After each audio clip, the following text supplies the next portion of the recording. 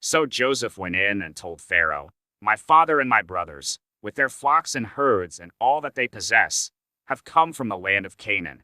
They are now in the land of Goshen." And from among his brothers he took 5 men and presented them to Pharaoh. Pharaoh said to his brothers, "What is your occupation?" And they said to Pharaoh, "Your servants are shepherds, as our fathers were." They said to Pharaoh, "We have come to sojourn in the land. For there is no pasture for your servants' flocks, for the famine is severe in the land of Canaan. And now, please let your servants dwell in the land of Goshen." Then Pharaoh said to Joseph, "Your father and your brothers have come to you. The land of Egypt is before you.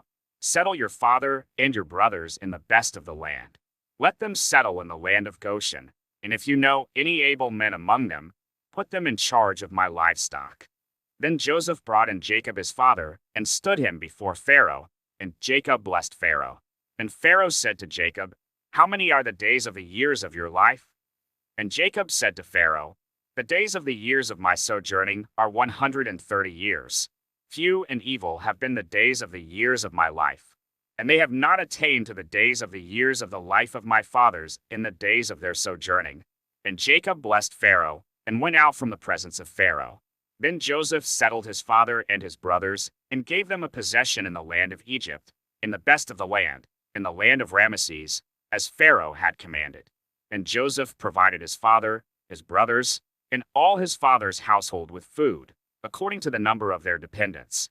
Now there was no food in all the land, for the famine was very severe, so that the land of Egypt and the land of Canaan languished by reason of the famine. And Joseph gathered up all the money that was found in the land of Egypt and in the land of Canaan, in exchange for the grain that they bought. And Joseph brought the money into Pharaoh's house. And when the money was all spent in the land of Egypt and in the land of Canaan, all the Egyptians came to Joseph and said, "Give us food. Why should we die before your eyes? For our money is gone." And Joseph answered, "Give your livestock, and I will give you food in exchange for your livestock, if your money is gone."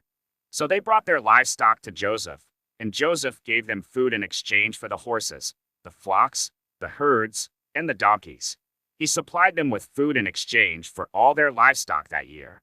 And when that year was ended, they came to him the following year and said to him, "We will not hide from my lord that our money is all spent. The herds of livestock are my lord's. There is nothing left in the sight of my lord but our bodies and our land.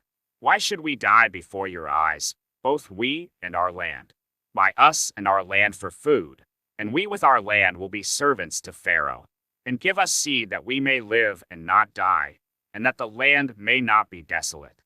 So Joseph bought all the land of Egypt for Pharaoh, for all the Egyptians sold their fields, because the famine was severe on them. The land became Pharaoh's. As for the people, he made servants of them from one end of Egypt to the other. Only the land of the priests he did not buy, for the priests had a fixed allowance from Pharaoh, and lived on the allowance that Pharaoh gave them. Therefore they did not sell their land.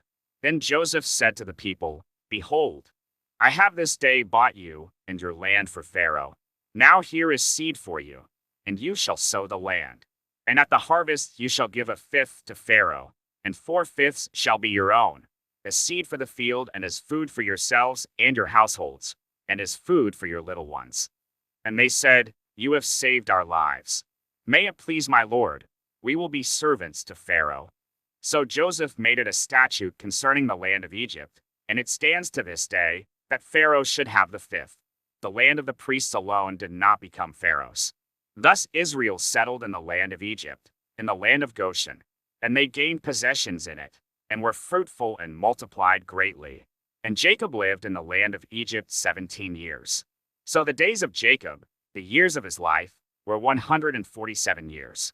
And when the time drew near that Israel must die, he called his son Joseph and said to him, "If now I have found favor in your sight, put your hand under my thigh and promise to deal kindly and truly with me. Do not bury me in Egypt, but let me lie with my fathers. Carry me out of Egypt and bury me in their burying place." He answered, "I will do as you have said." And he said, "Swear to me." And he swore to him. Then Israel bowed himself upon the head of his bed.